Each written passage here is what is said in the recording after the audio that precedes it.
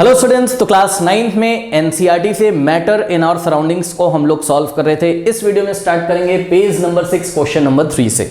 But इसके पहले एक इन्फॉर्मेशन, अगर चैनल पे आप अभी अभी न्यू आए हैं बच्चों, पिन कमेंट चेक करिए। पिन कमेंट क्या होता है? जो कमेंट सबसे ऊपर आ रहा है उसको पिन कमेंट बोलते हैं। वहाँ रीड मोर लिख के आ रहा होगा, उस पर क्लिक करिए। बहुत सारे लिंक्स दिखाई पड़ेंगे, हर एक चैप्टर को यहाँ पे पढ़ाया जा चुका है। बहुत ही क्वालिटी कंटेंट यहाँ पे बच्चों आपको क्लास 9th एंड 10th का मिलेगा, ठीक है ना। पिन कमेंट चेक करिए। और अगर आपको किसी चैप्टर का लिंक नहीं मिलता है, देखिए ऊपर जो लिंक मिलेंगे वहाँ चैप्टर्स को पढ़ाया हुआ है, नीचे जो लिंक मिलेंगे वहाँ पे आपको एनसीईआरटी एग्जाम्पलर के लिंक मिलेंगे। हाँ सर, एनसीईआरटी एग्जाम्पलर क्या होता है? बच्चों एनसीईआरटी के साथ साथ सीबीएसई ने एक बुक लगा के रखी है एनसीईआरटी एग्जाम्पलर, ठीक है। आपके कॉन्सेप्ट को क्लियर करने के लिए बच्चों बहुत ही इंपॉर्टेंट टूल है, फ्यूचर में आपके बहुत काम आएगा अगर अभी से आप अपने कॉन्सेप्ट क्लियर करके चलेंगे। तो एनसीईआरटी एग्जाम्पलर जरूर कराएं, मैं सॉल्व करा चुका हूँ, पिन कमेंट में चेक करिए। अगर आपको लिंक नहीं मिल रहा है तो आप मुझे व्हाट्सअप कर सकते हो 7503644171 पर, ठीक है ना। वैसे तो व्हाट्सअप करने की जरूरत नहीं पड़ेगी, पिन कमेंट में सब कुछ अवेलेबल है। ये नए बच्चों के लिए बता रहा हूँ, पुराने बच्चों को तो पता है कैसे सारी चीजें चैनल पे चल रही हैं, ठीक है ना। तो आइए स्टार्ट करते हैं बच्चों क्वेश्चन नंबर 3 आज से। बट एक चीज और बता दूं, अब आप क्लास 9th में देखिए आ गए हैं, ठीक है ना। आपको बच्चों टाइम दे के पढ़ना पड़ेगा, ठीक है ना। ऐसा नहीं कि आपने वन नाइट स्टडी कर ली जैसा आप क्लास 8 में करते थे, है ना, कि कल एग्जाम है आज पढ़ लिया, इंपॉर्टेंट क्वेश्चंस पढ़ लिए। ये सब चीजें अब छोड़ दीजिए, ठीक है। मन लगा के पढ़िए, टाइम दे के पढ़िए, कॉपी में नोट्स बनाइए। ऐसा नहीं कि ईयरफोन लगाया वीडियो देख रहे हैं, ठीक है ना। कॉपी पेन निकाल लो बच्चों, ठीक है। और साथ साथ नोट्स भी बनाते जाओ जब वीडियो आप देख रहे हो, ठीक है ना, ताकि आपको बाद में रिवीजन करने में इजी हो। तो आइए स्टार्ट करते हैं। क्वेश्चन नंबर 3 में बच्चों बहुत सारे पार्ट्स हैं। पार्ट ए मैं लेता हूं, कह रहा a gas fills completely the vessel in which it is kept. आपको क्या करना है इस क्वेश्चन में, ध्यान से चेक करिए, गिव रीजंस, ठीक है ना। आपको यहाँ पे रीजंस बताने हैं। कह रहे हैं कि जब किसी गैस को वेसल में रखते हैं, वेसल मतलब कोई बर्तन होगा, पतीला होगा, कोई क्लोज बर्तन होगा, ठीक है ना। चलो हम सिलेंडर मान लेते हैं, ठीक है बच्चों।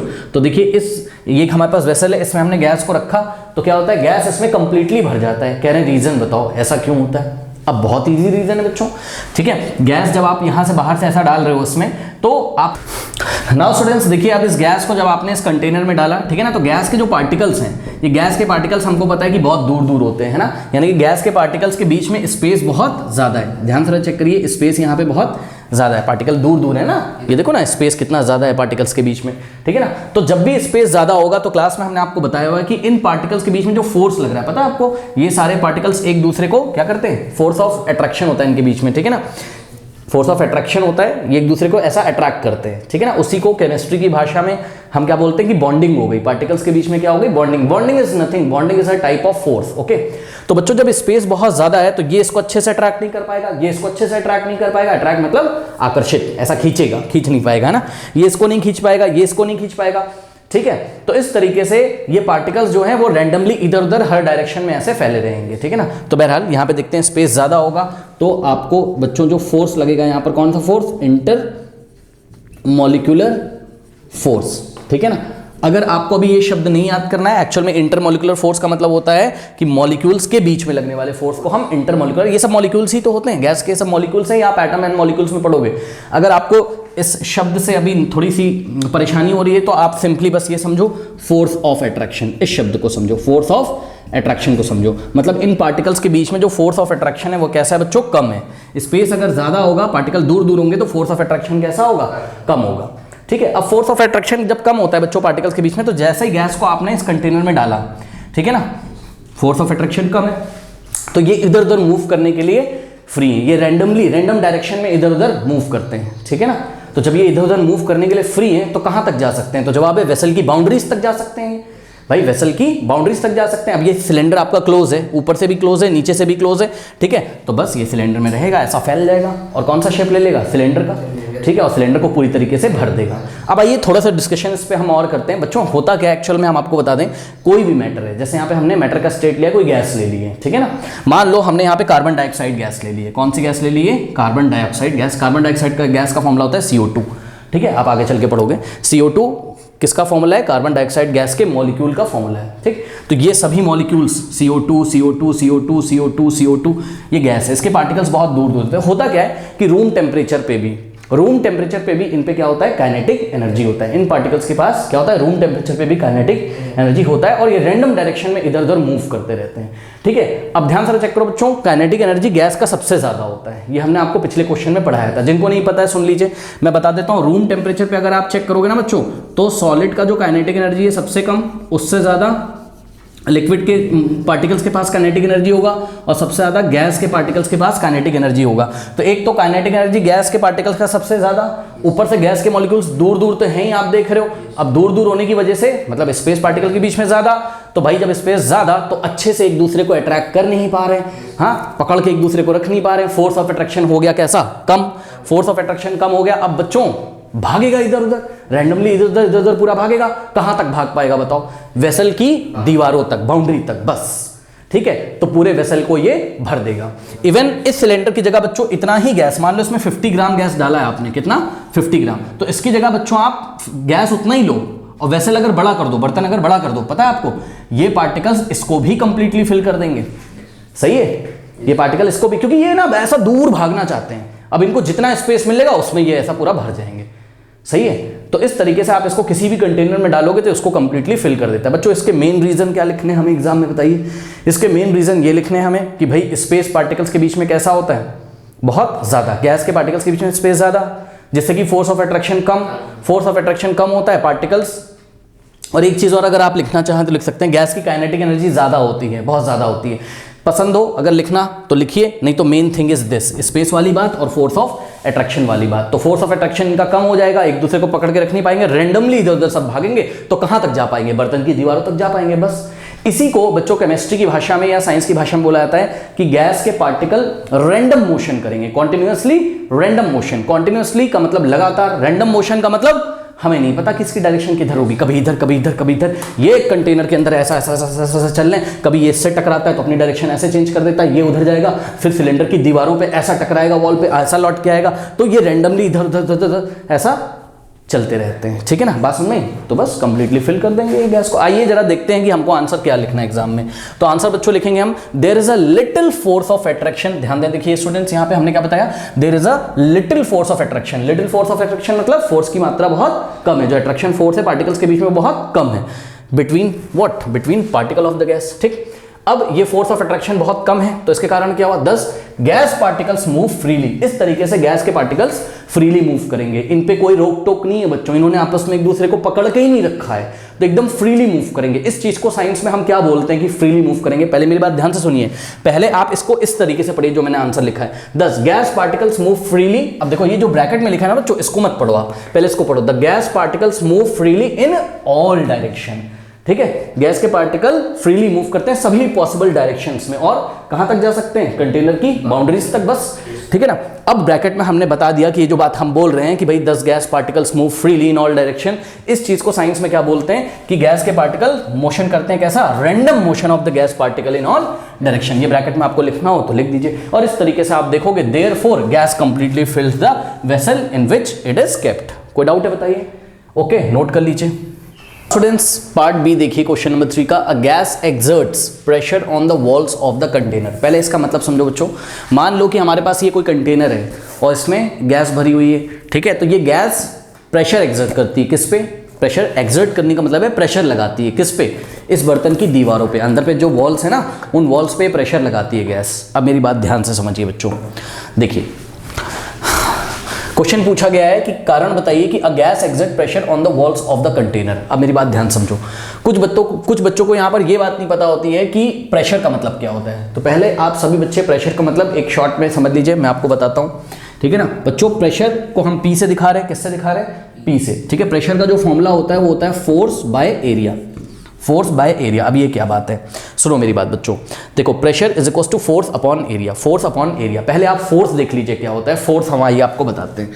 ठीक है ना, फोर्स क्या होता है बच्चों, देखिए फोर्स क्या है, फोर्स एक तरीके का पुश है या फिर पुल है, बस। ठीक है ना, अभी के लिए इतना ही, बाकी क्लास 9th में मोशन वाला chapter, sorry force and laws of motion वाला चैप्टर देखिए, पूरा क्लियर समझाया हुआ है। फोर्स का मतलब क्या है बच्चों, पुश या पुल। ये देखिए बोर्ड को हम ऐसा, देखिए ऐसे पुश कर रहे हैं, ये देखिए हम ऐसे इसको दबा रहे हैं, तो हम क्या लगा रहे हैं, इस पर फोर्स लगा रहे हैं। ठीक है ना, पुल भी कर सकता हूं मैं बोर्ड को, ये नीचे से पकड़ा, आगे मैं खींच रहा हूं इसको, ये देखिए।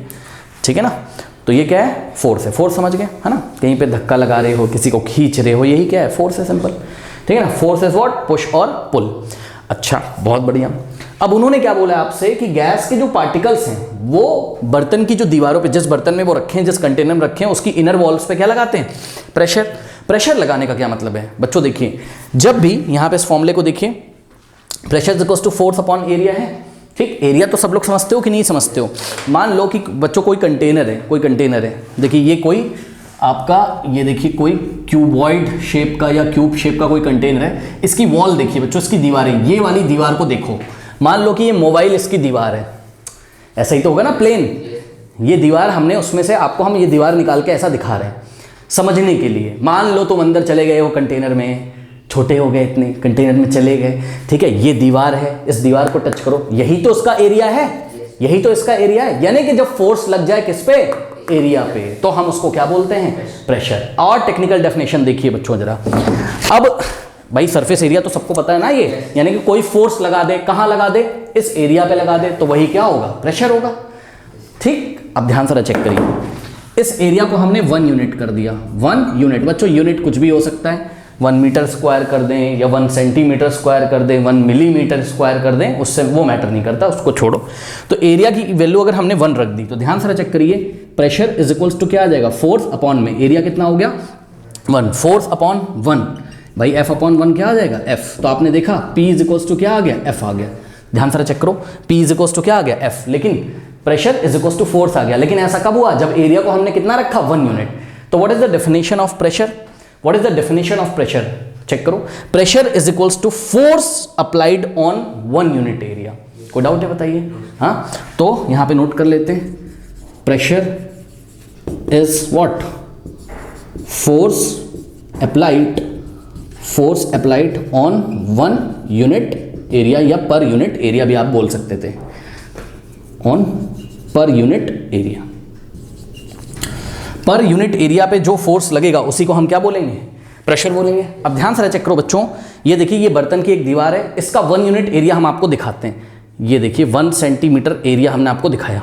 ये एरिया कितना है, 1 सेंटीमीटर। भाई लेंथ इसकी कितनी, 1, ब्रेथ कितनी है इसकी, 1 इंटू 1 क्या हो जाएगा, अरे स्क्वायर है यार, एरिया निकालना नहीं आता है क्या, हाँ, साइड इंटू साइड, तो स्क्वायर हमने एक बनाया। तो ये देखिए ये 1 यूनिट एरिया है। इस 1 यूनिट एरिया में हम चेक करेंगे, अब ध्यान से चेक करो, हमने, मेरे को देखो जरा, हमने एक बार इस पे ये देखिए ये फोर्स लगाया, ठीक, फिर हमने दोबारा इस पे ये ज्यादा फोर्स लगाया, ज्यादा तेजी से इसको हमने दबाया, सही है। तो बताइए प्रेशर कब ज्यादा लगा, तो जवाब है सेकंड केस में, यानी कि पर यूनिट एरिया पे जब ज्यादा क्या लगा दोगे, फोर्स, तो प्रेशर क्या हो जाएगा, ज्यादा।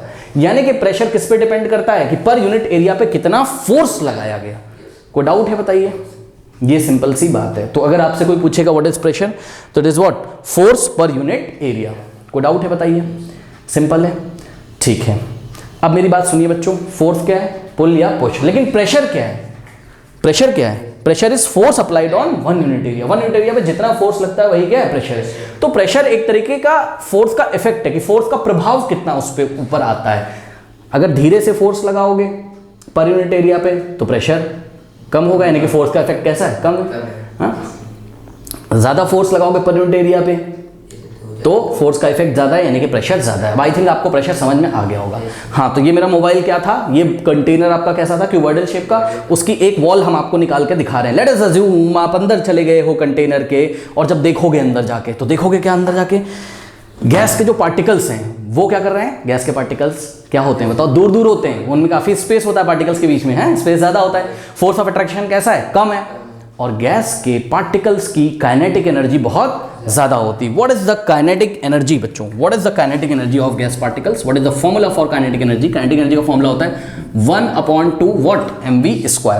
m क्या होगा बच्चों, मास, किसका मास होगा, जो पार्टिकल मोशन कर रहा है उसका मास होगा। गैस के एक पार्टिकल का ये मास है। हाँ, एक पार्टिकल की हम काइनेटिक एनर्जी मान लो चेक कर रहे हैं, वैसे एक पार्टिकल की नहीं कर सकते हैं, आप क्लास 11 में पढ़ोगे, हम एवरेज काइनेटिक एनर्जी निकालते हैं, छोड़ो उसको भी।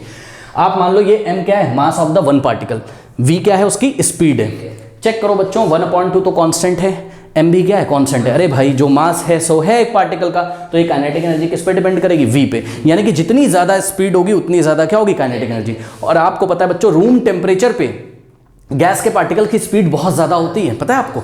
रूम टेम्परेचर पे, मतलब अभी ये जो रूम टेम्परेचर है जो भी है 30 डिग्री सेल्सियस के आसपास होगा आजकल हमारे ख्याल से, ठीक है ना।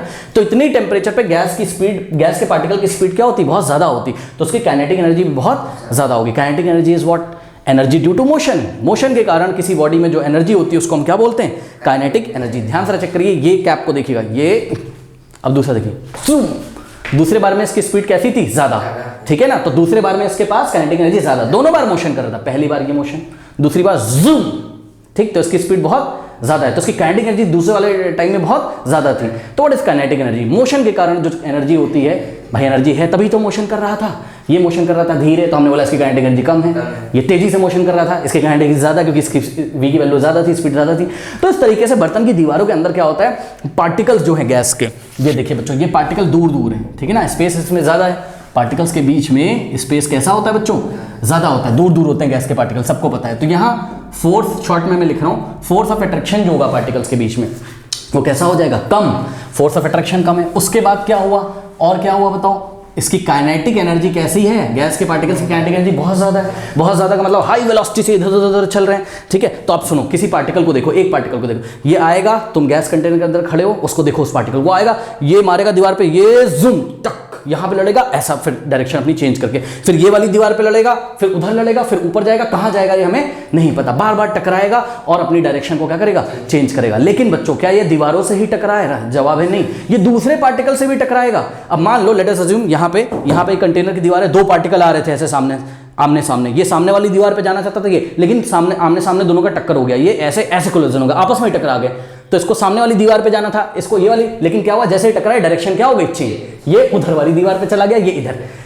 लेकिन फाइनली पार्टिकल्स चाहे खुद से टकरा जाएं, चाहे रास्ते में उनकी दूसरे पार्टिकल से टक्कर हो चाहे ना हो, लेकिन फाइनली जाके बार बार कहां टकराते हैं, कंटेनर की वॉल पे, कंटेनर की वॉल पे। ये कंटेनर की वॉल है, अब इसके पर यूनिट एरिया पे अगर ये आके बार बार कुछ पार्टिकल्स टकराएंगे तो उसके पर यूनिट एरिया पे कुछ फोर्स लगेगा कि नहीं, बताइए। फोर्स क्या, एक तरीके का दबाव है ना, एक तरीके का पुश है, बताइए। आके टक्कर मारेंगे तो पुश करेंगे कि नहीं करेंगे, तो वही फोर्स जो पर यूनिट एरिया पे लगता होगा, हम बोलेंगे गैस के पार्टिकल ने कंटेनर की दीवारों पे क्या लगा दिया, प्रेशर। कोई डाउट है बताइए। तो ये है पूरा, ठीक है। आइए दिखाते हैं हम आपको कि आंसर हमको कैसे लिखना है यहाँ पे, ठीक है ना। तो आंसर में हमें लिखना है, इन्होंने पूछा है गैस जो है वो प्रेशर एग्जर्ट करती है किस पे, कंटेनर की दीवारों पे। तो आंसर सुन लीजिए भाई इसका, बहुत इजी, सभी बच्चों को पता है। कह रहा दे हैव, रीजन क्या है, they have high kinetic energy बच्चों, क्योंकि रूम टेम्परेचर पे गैस के पार्टिकल्स की काइनेटिक एनर्जी बहुत ज्यादा होती है, रैंडम मोशन करते हैं उधर, उसकी स्पीड बहुत ज्यादा होती है, इसलिए हमने बोला they have high kinetic energy and what, negligible force of attraction, ठीक है ना। फोर्स ऑफ अट्रैक्शन भी बहुत कम है, अगर फोर्स ऑफ अट्रैक्शन ज्यादा होता तो एक दूसरे को पकड़ लेते, जाने कहां देते इधर उधर, है ना, अच्छे से मोशन नहीं करने देते। लेकिन फोर्स ऑफ अट्रैक्शन कैसा है, कम है, काइनेटिक एनर्जी कैसी, ज्यादा है, तो क्या होगा, so it can move constantly, moving with high speed, ठीक है। तो इस तरीके से जो पार्टिकल है कॉन्स्टेंटली मतलब लगातार, ठीक है, मूव करते हैं किसके साथ, एक हाई स्पीड के साथ, ठीक है ना। चेक करो ना, काइनेटिक एनर्जी अगर ज्यादा है तो पक्का इसका v का मतलब क्या, स्पीड, v का मतलब क्या, स्पीड। चेक करो ना, काइनेटिक एनर्जी किस पे डिपेंड कर रही है, स्पीड पे। तो काइनेटिक एनर्जी अगर ज्यादा है तो इसका मतलब स्पीड ज्यादा होगी, बहुत हाई स्पीड से आता होगा, और हाई स्पीड से आके सामने वाली दीवार पे ठक से टक्कर मारता है, ऐसा, ठीक है ना। ओके, तो ध्यान से चेक करिए, due to this intense random motion of the particles, ठीक है ना। इंटेंस का मतलब तीव्र गति से, तेज गति से, ये जो रैंडम मतलब इधर उधर डायरेक्शन में, किसी भी डायरेक्शन में जो मोशन करता है, टकराने के बाद डायरेक्शन चेंज कर लेता है ना अपनी। ड्यू टू दिस इंटेंस मतलब तीव्रता से, बहुत तेजी से, तीव्रता से यानी कि बहुत तेजी से। Due to this intense random motion of particles, the particle hit each other, particle एक दूसरे से तो टकराते ही हैं, एंड ऑल्सो, और टकरा के वापस जाएंगे तो दीवार पे ही टकराएंगे, फाइनली तो उसको दीवार पे टकराना है। And also hit the wall of the container with a force, check कर लीजिए, एक फोर्स के साथ वो जाके कहां टकराते हैं, बर्तन की दीवारों पे। अब देखिए, जब भी फोर्स डेवलप होगा तो एरिया तो है ही वहां, तो फोर्स का जो इफेक्ट होगा ना, कि फोर्स पर यूनिट एरिया कितना है, यही क्या है उसका, प्रेशर है, ठीक है। किसके द्वारा प्रेशर लगाया गया, गैस के पार्टिकल्स के द्वारा। कहां लगाया गया, बर्तन की दीवारों पे, वॉल्स पे। तो दीज कोलिजन्स मतलब जो टक्कर होती हैं किसकी, ऑफ द गैस पार्टिकल्स, किसके साथ, with the walls of the container. ये जो टक्कर होती है इसकी वजह से एक फोर्स पैदा होता है, और फोर्स की वजह से क्या होता है, हम बोलते हैं कि exert pressure on the wall of the container. Okay, कोई डाउट है बताइए, नोट कर लीजिए। Students, question number 3 part C, a wooden table should be called solid. बच्चों ये देखिए सामने आपके वुडन टेबल रखी हुई है, ठीक है ना। कह रहे हैं इसको सॉलिड बोला जाता है, इसको सॉलिड ही बोलना चाहिए, कारण बताइए इसको हमने गैस या लिक्विड क्यों नहीं बोला। तो बच्चों आप एक काम करिए, सॉलिड की कैरेक्टरिस्टिक पढ़ाई थी हमने आपको, ठीक है ना। तो जितनी भी सॉलिड की कैरेक्टरिस्टिक आपको याद आ रही हैं सारी पहले लिख दीजिए कि भाई जो वुडन टेबल है ये भी शो करती है, ये भी शो करती है, ये भी शो करती है। सॉलिड की कैरेक्टरिस्टिक पहले लिख दीजिए सारी, फिर लास्ट में बोल दो क्या कि क्योंकि वुडन टेबल सॉलिड की कैरेक्टरिस्टिक शो करती है इसलिए वुडन टेबल को हमें क्या बोलना चाहिए, सॉलिड, बस, ठीक है ना। Characteristic of solid liquid gases पढ़ा है ना। तो आइए देखते हैं क्या क्या पॉइंट बच्चों लिखने। पॉइंट 1 लिखिए, सॉलिड का बच्चों शेप और वॉल्यूम कैसा होता था, फिक्स होता था, ठीक है ना। तो बस हमने बोल दिया सबसे पहला पॉइंट कि अ wooden table means it has definite shape and volume. Wooden table आपके सामने रखी, उसका डेफिनेट वॉल्यूम है और डेफिनेट इसका शेप है, ठीक है ना। जो शेप है 10 दिन के बाद भी यही शेप रहेगा, और जितना वॉल्यूम ये ऑक्यूपाई कर रही है, जितना स्पेस ये ऑक्यूपाई कर रही है वही इसका वॉल्यूम है। जितना इसका वॉल्यूम है आज भी है, 10 दिन के बाद भी यही रहेगा, 50 दिन के बाद भी यही रहेगा, ये चेंज नहीं होने वाला है, ठीक है। तो ऐसी प्रॉपर्टीज कौन शो करता था, definite shape and volume, solids show करते थे। तो सॉलिड की कैरेक्टरिस्टिक शो कर गया, देखो टेबल। उसके बाद पॉइंट 2 लिखिए, it is very rigid. What is rigidity? Rigidity is a tendency of a matter. Rigidity is the tendency of a matter to resist the change in its shape when force is applied. ये हम आपको पहले पढ़ा चुके हैं, ठीक है ना। देखिए बच्चों, अगर हम किसी बॉडी पे फोर्स लगाते हैं, ठीक है ना, किसी सब्सटेंस में हम फोर्स लगाते हैं और हम इसके शेप को चेंज करना चाहते हैं, लेकिन ये इस चीज़ को क्या करता है, रेजिस्ट करता है, इसका अपोज करता है, ये अपने शेप को चेंज नहीं होने देता है, तो हम बोलेंगे ये रिजिड है। कैसा है ये, रिजिड है, सही है ना। तो सॉलिड्स रिजिड होते हैं, आपको पता है, और वुडन टेबल भी तो यही काम करती। जब चेक कर लीजिए वुडन टेबल रिजिड है कि नहीं, वुडन टेबल पे फोर्स लगाओ, ये देखिए ऐसा फोर्स लगाया, ये अपना शेप चेंज नहीं कर रही, यानी कि तो रिजिड है। और रिजिड कौन होते थे, सॉलिड रिजिड होते थे। तो हमने पार्ट 2 में लिखा, पॉइंट 2 में कि इट इज वेरी रिजिड। हाँ भाई सही बात है, तो बहुत रिजिड है। हाँ, कितना भी फोर्स लगा लो ये शेप ही नहीं चेंज करता है, इसकी रिजिडिटी बहुत हाई है। और आपको पता है रिजिडिटी किसकी हाई होती थी, सॉलिड्स की। लिक्विड और गैस कहाँ रिजिड होते हैं बताइए। हाँ, ये देखिए ये लिक्विड है, हल्का सा देखिए इस पे फोर्स लगा, मतलब हमने इसको टिल्ट किया, इस पे ग्रेविटेशनल फोर्स काम कर रहा है, इसने अपना शेप क्या कर लिया, चेंज। पहले ये इस शेप में थी, अब ये इस शेप में हो गई, ठीक है। ये चीज़ है, गैस भी अपना शेप चेंज कर लेती है, आपको पता है, अगर उस पर फोर्स लगा दो, ठीक है। बहरहाल लिक्विड और गैस तो रिजिड होते ही नहीं है, छोड़ दो उसको आप, सॉलिड ही रिजिड होते हैं, ठीक है ना। And can not be compressed, बिल्कुल सही बात है भाई। हमने पढ़ा था कि लिक्विड को तो हम थोड़ा बहुत कंप्रेस कर सकते हैं। कंप्रेस करने का मतलब क्या है कि हम उस पर क्या करें, अगर हम उस पर अगर प्रेशर लगाएं या हम उस पर अगर फोर्स लगाएं तो वो अपना वॉल्यूम चेंज कर ले, ठीक है ना। याद है ना, गैस में क्या होता था, याद करिए, एक गैस का एक सिलेंडर था, पहले इसमें पूरी गैस ऐसे भरी हुई थी, हमने इस पर फोर्स लगाया, ठीक है, इस पर प्रेशर एग्जर्ट किया, मान लो यहाँ पे पिस्टन लगा हुआ, पिस्टन को हमने ऐसा नीचे दबाया, तो ये देखिए गैस इज हाईली कंप्रेसिबल। लेकिन सॉलिड, इसमें गैस जब हमने इसको कंप्रेस किया, पहले इसका वॉल्यूम कितना था, V, अब इसका वॉल्यूम हाफ हो गया, V/2 हो गया, ठीक है ना। लेकिन बच्चों क्या सॉलिड में ऐसा होता है, ये टेबल का जो भी वॉल्यूम है, कि आपने ऐसा इसको कंप्रेस किया और ये ऐसा सिकुड़ गई, इसका वॉल्यूम कम हो गया, ऐसा तो नहीं है। सॉलिड में यही तो होता है। ये देखो ना, इसको आप कंप्रेस करिए, चलिए कंप्रेस करिए, कहाँ इसका वॉल्यूम चेंज हो रहा है, इसका वॉल्यूम कम नहीं हो रहा है, सही है ना। तो यही चीज़ हमने लिखी हुई कि भाई जो टेबल है it is very rigid and can not be compressed. इसको कंप्रेस नहीं कर सकते हो, कंप्रेस करके इसका वॉल्यूम नहीं चेंज कर सकते हो आप, ठीक है ना। और ध्यान से बच्चों सुन लीजिए, जो रिजिडिटी शब्द है ये रिलेटेड है किससे, शेप से, किसका शेप चेंज नहीं होता। और कंप्रेसिबिलिटी जो शब्द है ये किससे रिलेटेड है, वॉल्यूम से, कि कंप्रेस कर दें तो उसका वॉल्यूम चेंज हो जाए, ठीक है ना। टेबल के साथ क्या होता है, बहुत रिजिड है और कंप्रेस आप इसको नहीं कर सकते, ठीक है ना। नाउ पॉइंट 3, और ऐसा कौन करते हैं, सॉलिड, इसका मतलब टेबल को सॉलिड करना जायज है। नेक्स्ट देखिए, there is a strong force of attraction between the particles of wood and the intermolecular space is least. हाँ भाई ये बात तो बिल्कुल सही है, ठीक है ना। हमने क्या लिखा, हमने लिखा क्या कि जो इंटरमोलिकुलर स्पेस है किसके बीच में, ये जो वुडन टेबल है आपकी, ठीक है, लकड़ी से बनी हुई है ना, तो लकड़ी के जो भी पार्टिकल्स हैं, वुड के जो भी पार्टिकल्स हैं, वो पार्टिकल काफी पास हैं। तो काफी पास हैं, इसका मतलब क्या है कि इनमें जो स्पेस है पार्टिकल्स के बीच में, जिसको आप क्या बोलते हो, इंटरमोलिकुलर स्पेस, मतलब इनके मॉलिक्यूल्स के बीच में जो स्पेस है या इनके पार्टिकल्स के बीच में जो स्पेस है, उनको हम क्या बोलते हैं, इंटरमोलिकुलर स्पेस। और इनके पार्टिकल्स के बीच में जो इंटरमोलिकुलर स्पेस है वो कैसी है, लीस्ट। अगर स्पेस सबसे कम होगी तो फोर्स ऑफ अट्रैक्शन सबसे ज्यादा होगा। भाई पार्टिकल पास पास है ना, एक दूसरे को पकड़ के रखेंगे, तो यही चीज हमने बताया। क्या? There is a strong force of attraction between the particle of wood and intermolecular space is least का मतलब सबसे कम, ठीक है ना। सबसे कम किससे कंपेयर कर रहे हैं हम इसको कंपेयर कर रहे हैं किससे? गैस और लिक्विड से। याद है? देखिए सॉलिड के पार्टिकल में स्पेस देखिए लीस्ट होता है, सबसे कम। ये सॉलिड है आपका, एस का मतलब सॉलिड, एल का मतलब लिक्विड के पार्टिकल थोड़े से दूर दूर होंगे और गैस के पार्टिकल तो बहुत दूर दूर होंगे। तो बताइए स्पेस सबसे लीस्ट किस में है? सॉलिड में। फोर्स ऑफ अट्रैक्शन सबसे ज्यादा किस में होगा? सॉलिड में, ठीक है। तो यही चीज है। अब बच्चे बोलते हैं कि आपको कैसे पता कि फोर्स ऑफ अट्रैक्शन टेबल में सबसे ज्यादा है?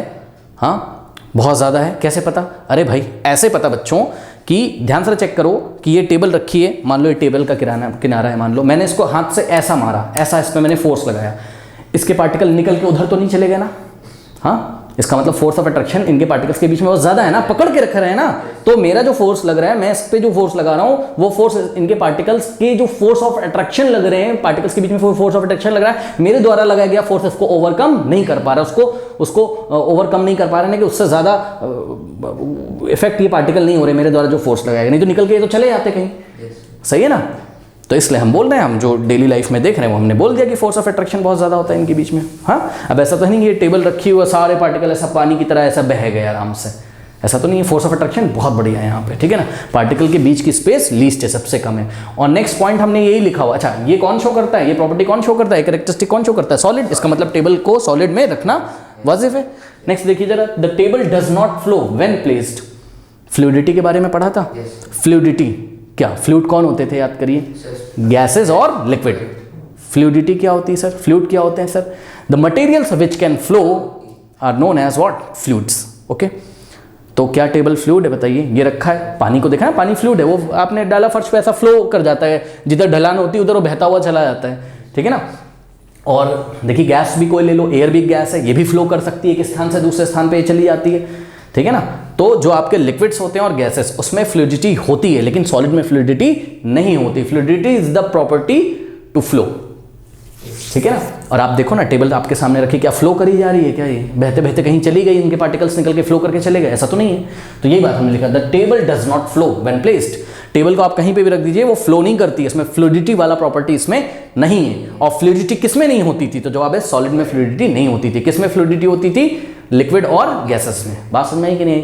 तो बस ये 4 पॉइंट लिखने के बाद 2 मार्कर क्वेश्चन आएगा, अगर आएगा मान लीजिए 1 मार्कर क्वेश्चन, ठीक है ना। तो ये सारे पॉइंट लिखने के बाद आप नीचे लिखिए क्या कि as the wooden table acquires all the characteristic of solids, ठीक है। सॉलिड की जितनी भी कैरेक्टरिस्टिक हमने पढ़ी हुई है वो वुडन टेबल एक्वायर करता है। वुडन टेबल के पास ये सारी कैरेक्टरिस्टिक है। कौन कौन सी? ब्रैकेट में एक बार फिर से लिख के दिखा दीजिए। दैट इज I.E का मतलब that is what? Fix shape, हाँ, फिक्स वॉल्यूम, इसके पास हाई रिजिडिटी है, और क्या है? स्ट्रॉन्ग, FOA का मतलब strong force of attraction between the particles, least intermolecular space, particles के बीच में जो स्पेस है वो सबसे कम है। Hence the wooden table should be called solid. इसलिए वुडन टेबल को हमें क्या बोलना चाहिए? सॉलिड। ओके, कर लीजिए।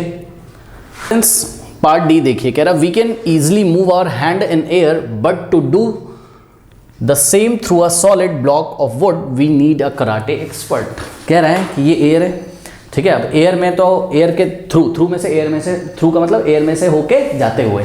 तो ध्यान से करो, ये देखिए एयर में तो हाथ आप आराम से चला ले रहे हो, ठीक है। लेकिन अगर ऐसा देखिए वुडन ब्लॉक हो कोई, ठीक है, अब इसमें से तो हाथ आपका नहीं निकल के जा रहा है। भाई फील करो, एयर भी क्या है? मैटर है। एयर में भी मास है। एयर भी क्या करता है? स्पेस ऑक्यूपाई करता है। वुड भी क्या है? ये मान लो वुड है, ठीक है ना। ये वुडन ब्लॉक है कोई, ठीक है, ये भी तो मैटर है, ये भी स्पेस ऑक्यूपाई कर रहा है, इसमें भी मास है, इसमें से तो हाथ नहीं चला जा रहा है, आपके तो चोट लग जाएगी। कह रहा कराटे एक्सपर्ट होना चाहिए। आपने देखा ना कराटे, अब हम कराटे एक्सपर्ट पे नहीं बात कर रहे हैं, वो कराटे एक्सपर्ट को ट्रेनिंग वगैरह दी जाती है तो एकदम सटीक पॉइंट पे वो मारते हैं तो वो ब्लॉक ब्रेक हो जाता है, ठीक है। ओके, तो नॉर्मली हम इसको क्यों नहीं ब्रेक कर पा रहे हैं बताइए? तो इसका कारण है, क्या कारण है? ध्यान से समझिए बच्चों। एयर जो है, एयर क्या है? Collection of gases. एयर में नाइट्रोजन है, कार्बन डाइऑक्साइड है, ऑक्सीजन है, डिफरेंट टाइप की गैसेस हैं।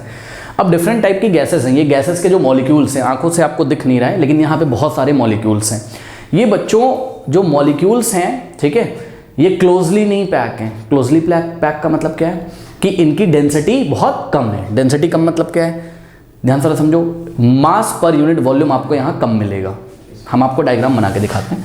ये देखिए बच्चों, ये एयर के पार्टिकल्स हैं, ठीक है, ये लूजली पैक है। लूजली पैक मतलब बच्चों बहुत दूर दूर है, और यहाँ पे हम आपको सॉलिड दिखाते हैं, वुडन ब्लॉक के पार्टिकल्स, ये देखिए, ठीक है ना, ये देखिए यहाँ पे एयर के केस में जो आपकी रो से हम किसको दिखाते हैं, डेंसिटी को ना, डेंसिटी यहाँ पर हाई है, डेंसिटी का मतलब मास पर यूनिट वॉल्यूम। ये क्या बोल रहे हैं सर, सुनो, density of solid, rho of solid, जो बच्चे शुरू से फॉलो कर रहे हैं उनको डेंसिटी पता होगी, पर फिर भी मैं आपको बता दूं कि ध्यान से चेक करिए, यहाँ पे डेंसिटी कैसी है, एयर की लो है, ठीक, और सॉलिड की डेंसिटी कैसी है, हाई है। अब डेंसिटी का मतलब क्या होता है, मास per unit volume.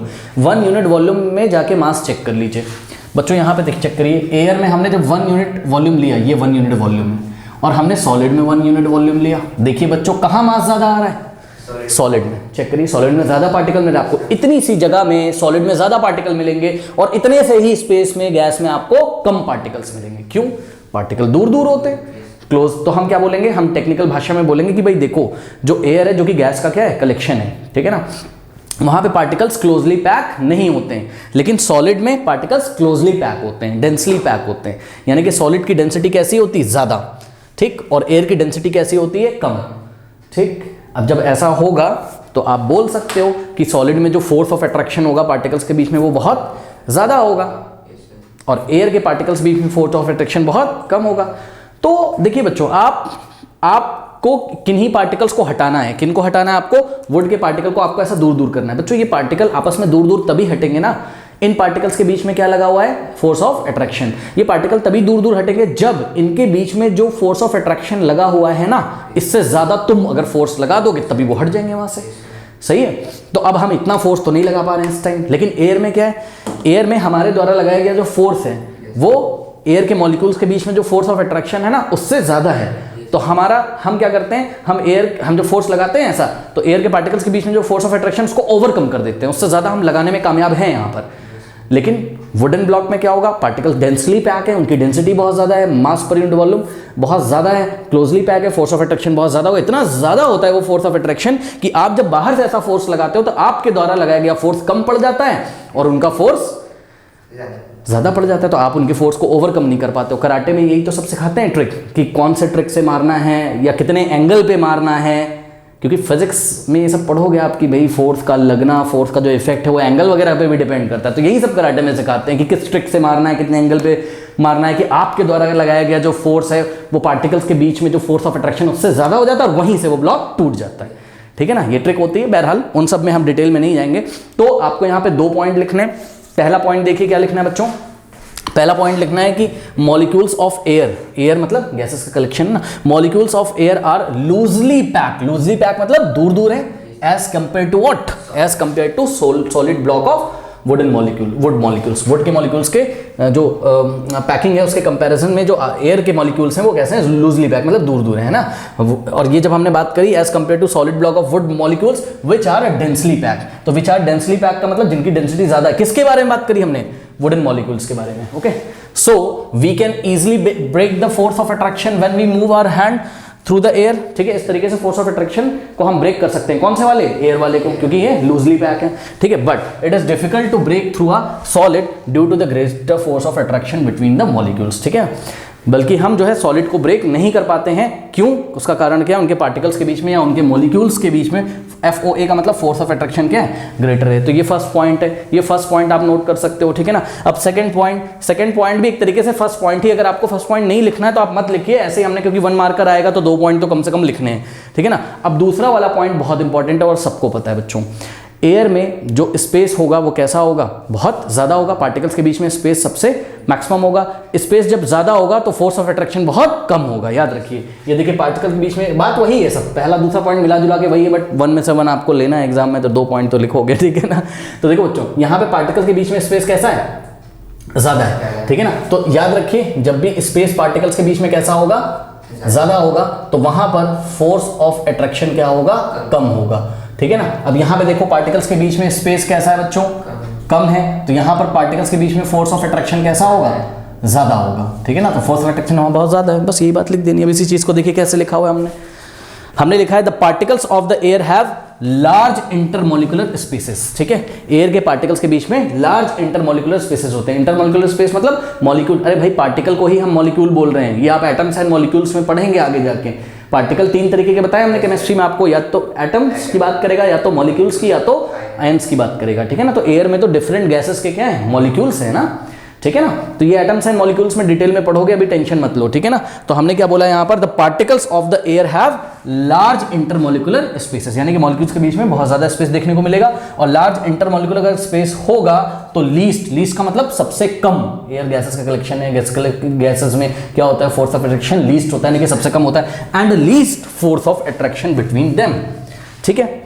The particles of solid have minimum amount of intermolecular space, check कर लीजिए, सॉलिड में क्या होता है, मिनिमम मतलब सबसे कम इंटरमॉलिक्यूलर स्पेस आपको देखने को मिलेगा, यही बात हमने लिखी है। The particles of solid have minimum amount of intermolecular space and maximum force of attraction between them. Minimum space होगा इंटरमॉलिक्यूलर स्पेस, तो फोर्स ऑफ अट्रैक्शन क्या होगा, सबसे ज्यादा पार्टिकल पास है तो अच्छी तरीके से अट्रैक्ट करके रखेंगे एक दूसरे को, ठीक है ना। Thus, a greater amount of force is required to move the particles of the solid apart. इस तरीके से अगर किसी सॉलिड वुडन ब्लॉक के पार्टिकल्स को हमें अगर दूर अपार्ट का मतलब अगर हमें दूर करना है तो आपको ज्यादा फोर्स लगाना होगा, ताकि आपके द्वारा लगाया गया फोर्स उनके पार्टिकल्स के बीच में जो फोर्स ऑफ अट्रैक्शन को ओवरकम कर जाए, उससे ज्यादा हो जाए, तभी तो पार्टिकल दूर हटेंगे, सही है ना। तो यही बात हमने लिखी है। फिर हम फाइनली लिख देंगे hence we need a karate expert to break the wooden block. Okay, इस तरीके से आप नोट कर लीजिए। नेक्स्ट क्वेश्चन का सॉल्यूशन एंड स्क्रीन पे आ रहा होगा। मिलते हैं नेक्स्ट वीडियो में, तब तक के लिए पढ़ते रहिए, बढ़ते रहिए। All the best.